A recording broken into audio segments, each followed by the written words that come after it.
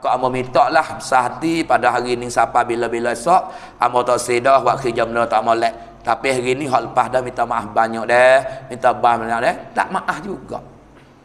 Falam yarda anhu, maka tak ada maaf juga. Dia mau mari minta maaf kita tak maaf. Maka orang ni lagu mana? Masuk dalam kata Imam Syafi'in, fa huwa syaitan, setan dah. Setan dah, ingat molek. Walaupun dia mau salah dengan kita pun, dia mau minta maaf 3 kali, kita tak maaf lagi. Ingat molek, Imam Syafi'i kata, fa huwa syaitan, boleh setan dah. Dia mahu tak jauh ya Allah setan dah tu. Tapi kalau kita maaf, sifat orang ahli takwa bawa sampai kepada syurga Allah Taala.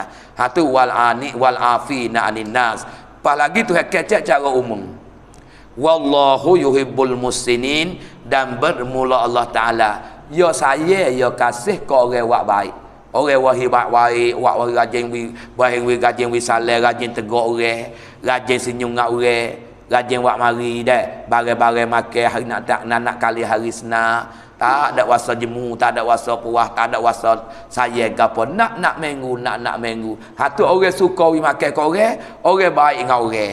Dah rajin tegur orang, rajin wi duit ke orang, rajin tolong orang. Semua tu rupa baik masuk di dalam Tuhan kasih, Tuhan saya.